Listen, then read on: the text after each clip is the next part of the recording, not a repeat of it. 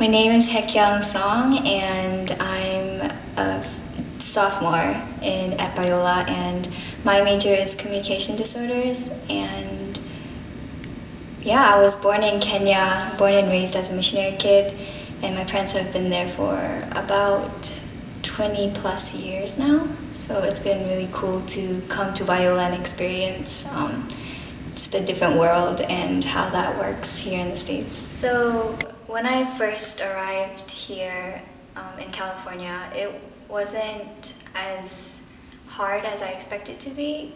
I expected it to be just because I think, looking back, I think God really prepared me for the steps that I am taking now, and I'm really thankful for how God's taken me here.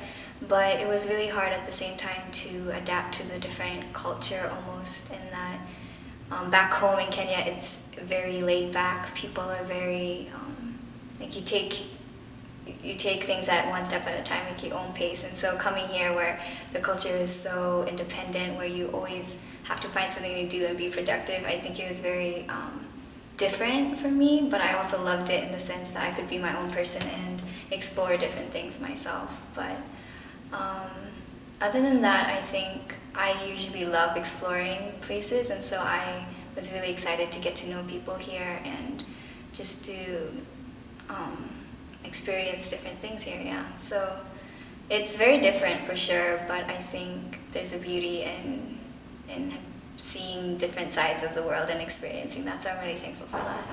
So the government in Kenya, the way the system works is that we have three branches. It's very similar to the American government in that we have a president, and then we have the judicial branch and the executive branch. And so our president right now is President Kenyatta, Uhuru Kenyatta, that's his name, and he's been president for a while. And so, I would say the government in general is pretty involved with the country, but there are a lot of issues with corruption and just with the police and between the people and the police and the government. It's very tense between the three groups, and so there's a lot of tension. But at the same time, I would say there is still a lot of freedom in which people are allowed to express what they feel and express their anger if they are angry, especially with the press. And so you do see a lot of articles come up about the president exposing kind of his flaws or I guess his personal life. But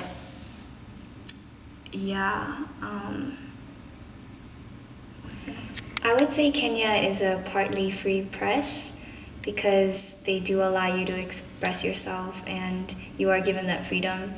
But when it comes to the security in Kenya, it's very, I'd say it's very, like, they watch what you put on the media and what you tell the people, just because Kenya is a very tourist, it depends heavily on tourism as well, and so they want to make sure that they get more people to come into the country without scaring off tourists. And so a lot of the times you'll see there's a lot of bias going on. But since I've been to Biola, I actually haven't been seeing a lot of the news focused on Kenya. But so that's something interesting. So I mentioned before that I grew up as a missionary kid in Kenya, but I also grew up as a third culture kid in that I'm Korean, but I was born in Kenya and then I went to an American school. And so growing up, I didn't really think about it that much because I guess when you're younger, you don't think about what you look like or how other people treat you. But as I got into my teens, it was really hard for me to accept parts of my culture in which I didn't feel like I fit in that specific stereotype. And so I think there was a lot of conflict going inside within me, and that was really hard to go through by myself, almost because my parents were busy a lot with mission work. And so